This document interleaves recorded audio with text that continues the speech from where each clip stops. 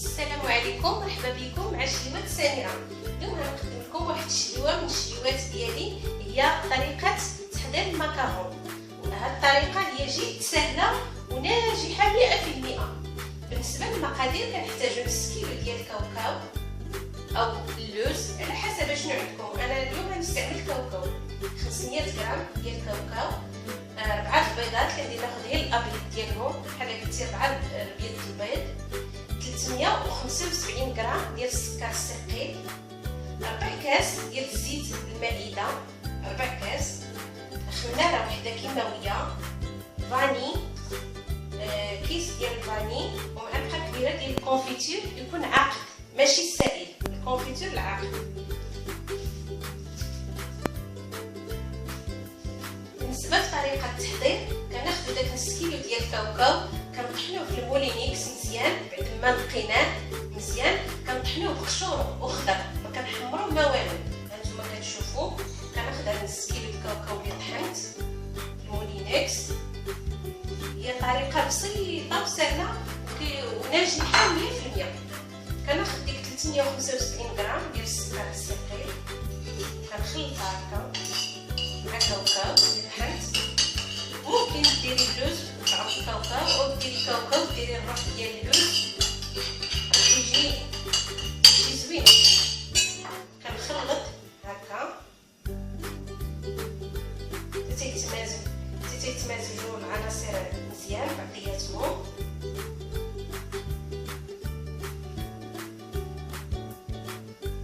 وهاد الخلطه ممكن نديرها بالليل وحتى لا غد ليه وكنديرها في الثلاجه وحتى لا غد ليه حتى نصوب الكاطو، كنخليها واحد المده طويله في الثلاجه، او نصوبها الصباح وحتى العشيه عاد نشدهم من الثلاجه ونطيبهم، لانني ما كنديرش فيها الخميره الكيماويه. دابا كنزيد البيض البيض، 4 ديال بيض البيض، وكنزيد 4 كاس ديال الزيت، وكنزيد ديك المعلقه الكونفيتور تنقول لكم اللي يكون عاقد ماشي سائل، معلقه كبيره ديال لا كونفيتور. وكنخلط العناصر كلها، كنزيد حتى الخنيشه ديال الفاني، الكيس ديال الفاني.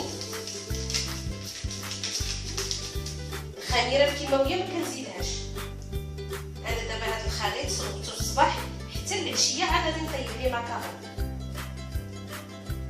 كنجمع مزيان هذا الخليط وكنغطيه بواحد الفيلم اليمونتير وكنديرو في الثلاجه، يبقى واحد 6 ساعات ولا 8 السوايع على ما كيتشرب مزيان، باش كتجي المكرون زوينه وكتجي معلكه. كنخدمها مزيان حتى تتمازج العناصر.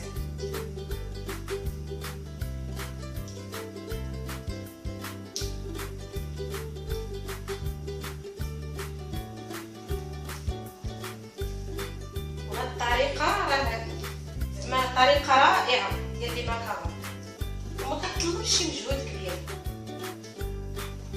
اي سيده واخا ما تكونش اختصاصيه في الحلويات او هذا ممكن دير هاد الطريقه ونجح لها 100% ديال لي مكرون.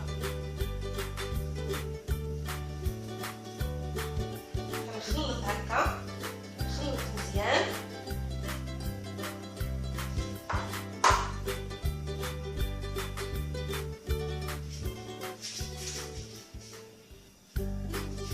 هانتوما كتشوفوا الخليط، انا خلطت كل شيء، العناصر كلها بعضياتها مع بعضياتها، ما عدا الخميره الكيماويه ها هي خديتها. دابا هذا الخليط غادي نغطيه فيه اليمونتير وغادي نديرو في الثلاجه على الاقل واحد 8 السوايع في الثلاجه.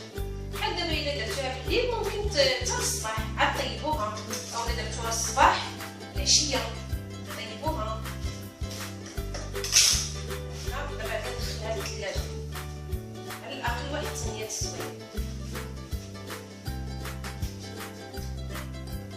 هانتوما كتشوفوا المكرون بعد ما دوزات 8 السوايع في الثلاجه. انا جبتها دابا عاد غادي نزيدها الخميره الكيماويه،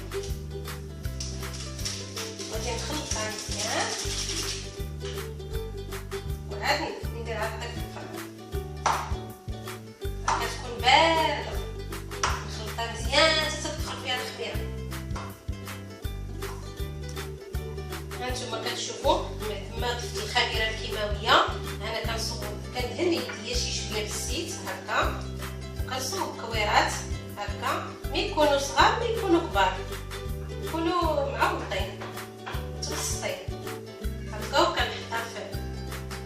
الشوكولاته وكنبرك عليها بلوزه